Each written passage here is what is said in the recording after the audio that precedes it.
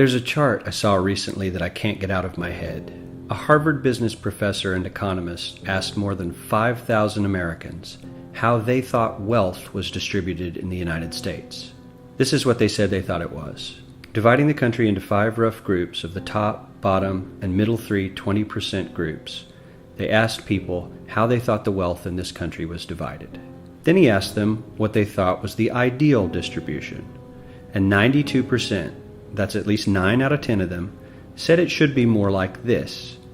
In other words, more equitable than they think it is. Now that fact is telling, admittedly, the notion that most Americans know that the system is already skewed unfairly. But what's most interesting to me is the reality compared to our perception. The ideal is as far removed from our perception of reality as the actual distribution is from what we think exists in this country. So ignore the ideal for a moment. Here's what we think it is again. And here is the actual distribution. Shockingly skewed. Not only do the bottom 20% and the next 20%, the bottom 40% of Americans barely have any of the wealth. I mean, it's hard to even see them on the chart. But the top 1% has more of the country's wealth than 9 out of 10 Americans believe the entire top 20% should have. Mind-blowing. But let's look at it another way, because I find this chart kind of difficult to wrap my head around. Instead, let's reduce the 311 million Americans to just a representative 100 people. Make it simple. Here they are: teachers, coaches, firefighters, construction workers, engineers, doctors, lawyers, some investment bankers, a CEO, maybe a celebrity or two. Now let's line them up according to their wealth. Poorest people on the left, wealthiest on the right, just a steady row of folks based on their net worth.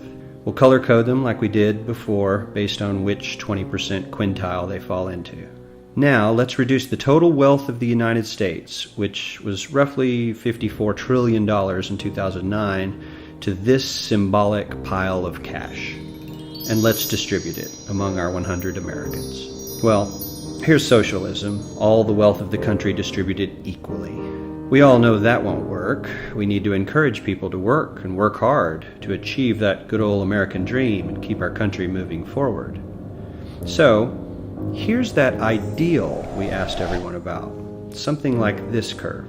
This isn't too bad. We've got some incentive, as the wealthiest folks are now about 10 to 20 times better off than the poorest Americans.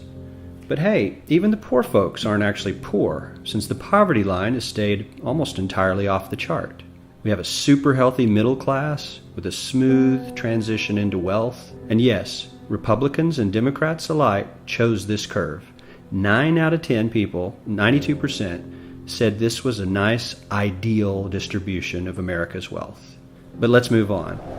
This is what people think America's wealth distribution actually looks like. Not as equitable, clearly, but for me, even this still looks pretty great.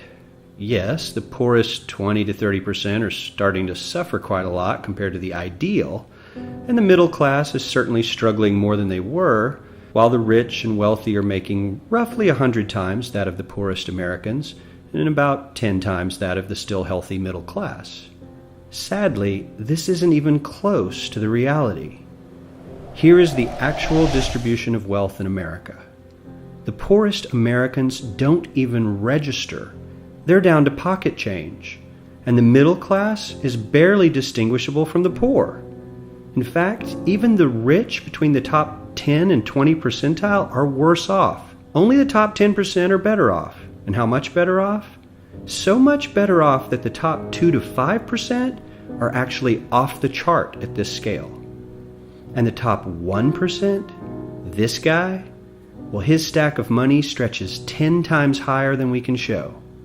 Here's his stack of cash, restacked, all by itself. This is the top 1% we've been hearing so much about.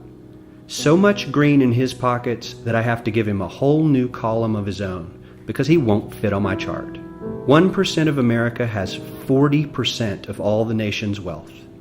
The bottom 80%, 8 out of every 10 people, or 80 out of these 100, only has 7% between them. And this has only gotten worse in the last 20 to 30 years. While the richest 1% take home almost a quarter of the national income today, in 1976 they took home only 9%, meaning their share of income has nearly tripled in the last 30 years. The top 1% own half the country's stocks, bonds, and mutual funds. The bottom 50% of Americans own only 0.5% of these investments, which means they aren't investing.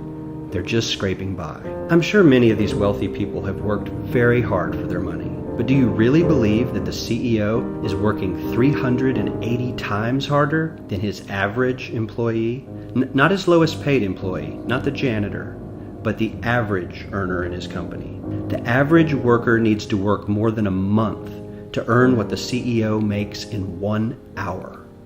We certainly don't have to go all the way to socialism to find something that is fair for hardworking Americans. We don't even have to achieve what most of us consider might be ideal.